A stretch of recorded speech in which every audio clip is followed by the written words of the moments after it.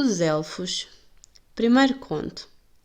Um certo sapateiro ficou pobre sem ter culpa, mas tão pobre que, por fim, já não lhe sobrava mais nada a não ser cabedal para um único par de sapatos.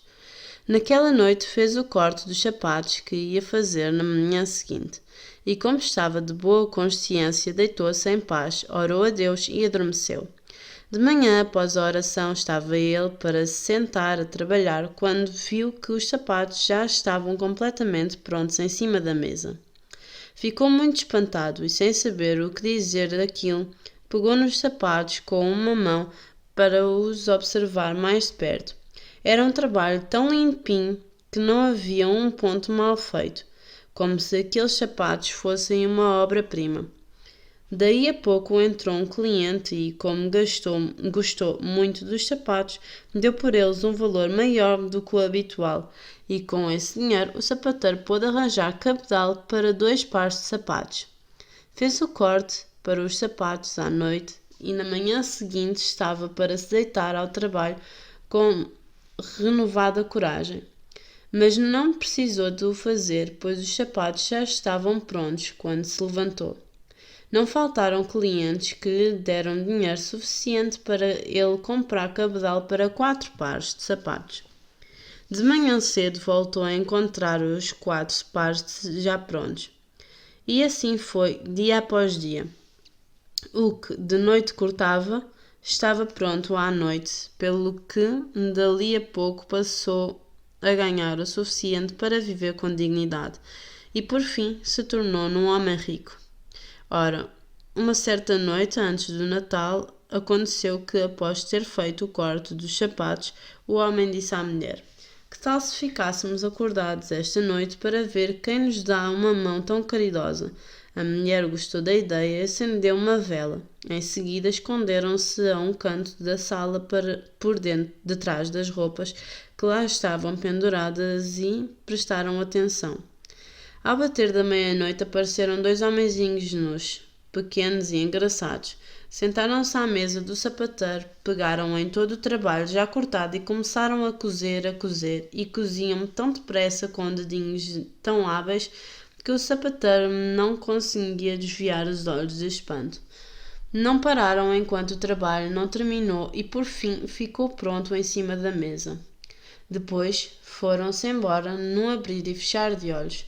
Na manhã seguinte, a mulher disse: "Os homenzinhos tornaram-nos ricos. Temos de lhes mostrar a nossa gratidão. Eles andam por aí daquela maneira, não têm nada em cima do corpo e devem passar muito frio. Sabes que mais? Vou cozer-lhes uma camisa, um casaco, um gibão e calças e mais um par de meias para cada um. E tu podias fazer-lhes um par de sapatinhos. Terei muito prazer em fazê-lo." E à noite, terminado o trabalho, pousaram os presentes em cima da mesa, em vez do material habitual, e esconderam-se para ver a reação dos homenzinhos. Eles apareceram a correr e iam lançar-se de imediato ao trabalho quando se depararam não com o cabedal cortado, mas com as belas pecinhas de roupa. Primeiro ficaram admirados e depois ficaram todos contentes.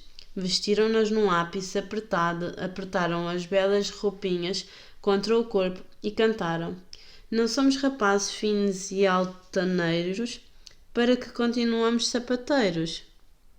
Depois pularam e dançaram e saltaram sobre bancos e cadeiras até que, por fim, partiram dançando. Depois dessa vez, nunca regressaram, mas a vida sorriu ao sapateiro até ao fim dos seus dias, e ele foi bem-sucedido em tudo o que fez. Segundo conto. Era uma vez uma pequena servente que era trabalhadora e associada. Varria a casa todos os dias e esvaziava o lixo num grande monte em frente à porta.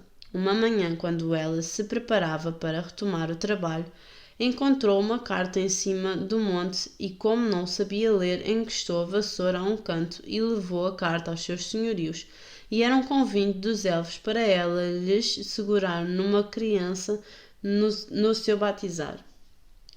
A menina ficou sem saber o que fazer, mas por fim, após muita persuasão e porque lhe disseram que não se devia recusar uma coisa daquelas, ela aceitou. Vieram então 3 elfos e levaram-na a uma montanha vazia onde os elfos viviam.